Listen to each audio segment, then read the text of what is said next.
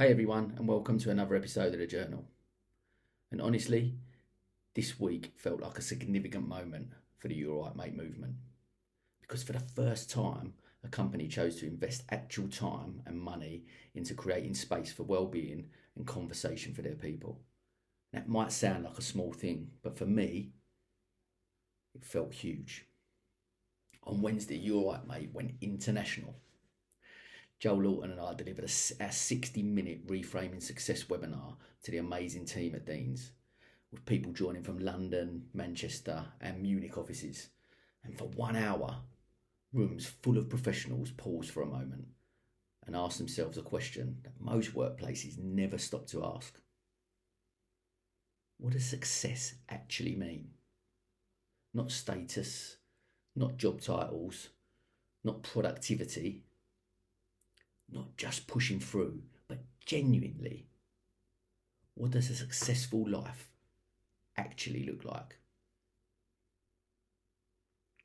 Honestly, moments like this remind me why this movement matters so much.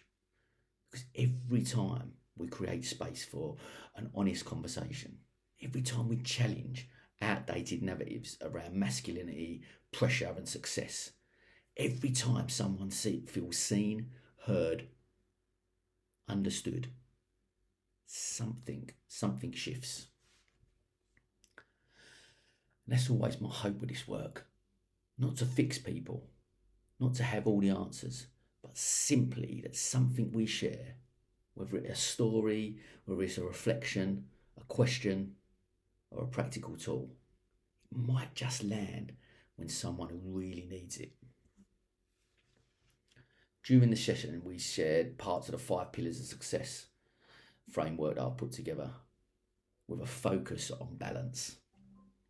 And as part of Mental Health Awareness Week, and similar to my talk the previous week, I asked everyone to take action. Simple things, check in on someone and genuinely ask, "You all right, mate?" Tell someone that you're proud of them. Tell someone that you love them.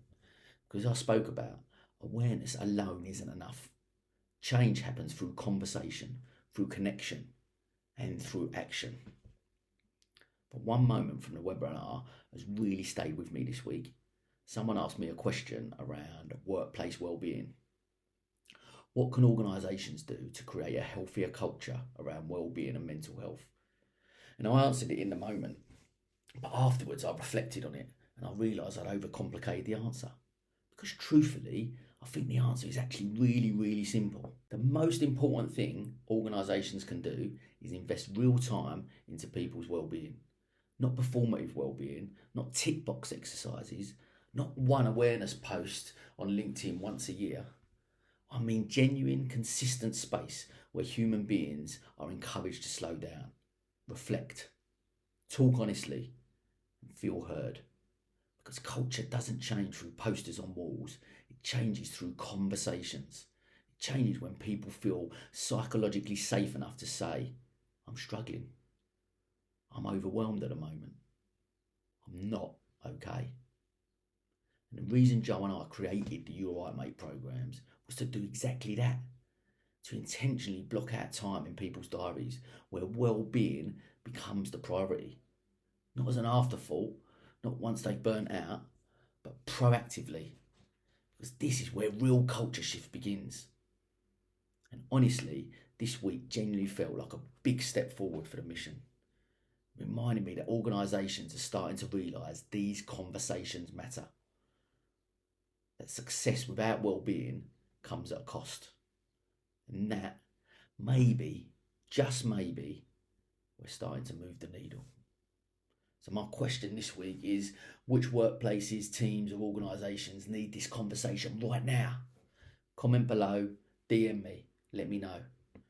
Because I genuinely believe together we can help create a healthier future, one conversation at a time. Until next week. You alright, mate?